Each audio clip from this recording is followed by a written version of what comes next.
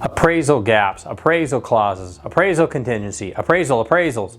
These terms have been popping up all over the place, more than normal. And what do they mean? Stay tuned in this video. We're going to break it all down for you.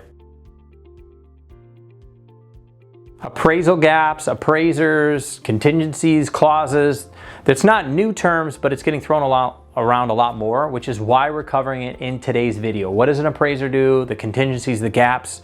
So I want to make sure we break that down so you understand what's going on in the market, because more than likely if you don't know the terms or you don't feel comfortable, you're losing out on offers and you're not getting offers accepted and you're running and hiding from them, and that's not what I want.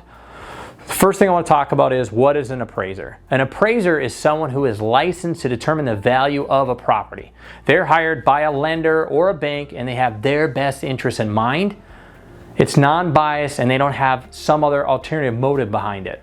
Agents can pull comps, of course, to estimate values and suggest listing prices, but legally the appraiser is the only one that can give the exact value of a house.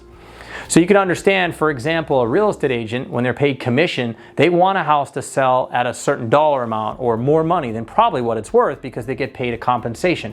Whereas an appraiser, they have no monetary value tied to the actual value of the house, which is why they're non-biased and they have the best interest in mind for the bank. Second thing I want to talk about is appraisal contingencies.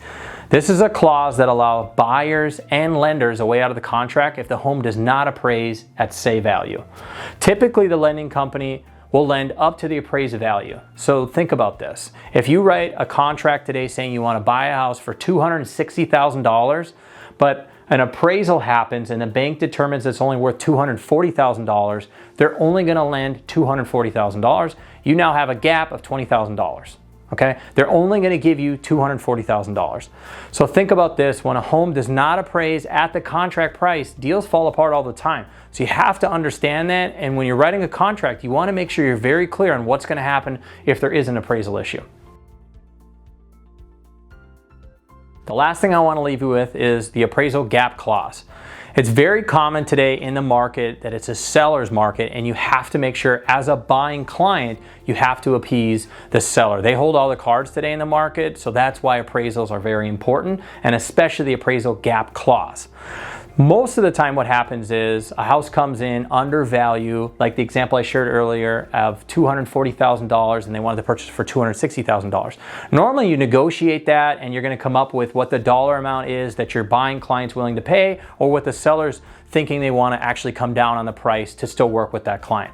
But today's market, being a seller's market, it's actually super competitive. So you want to put that in your offer immediately. As in, if you're going to buy this house at $260,000, the buying client is going to pay $20,000, $30,000, $40,000. You're actually going to put a dollar amount in that says, I will pay this amount even if the bank will not give me that much money. I'm going to bring that money to the table. So what that means is, with that gap clause, like I shared earlier, you're actually going to bring $20,000 to the closing table that day when you buy the house, and the loan's actually only going to be $240,000, but you're going to make the selling client whole with the $260,000.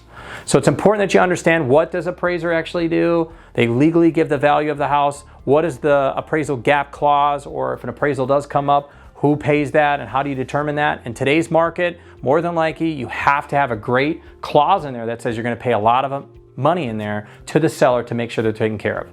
I'm Colby Sway with Inspiring Agent. I appreciate you stopping by today. Don't forget, subscribe, like our page, and I'll see you in the future.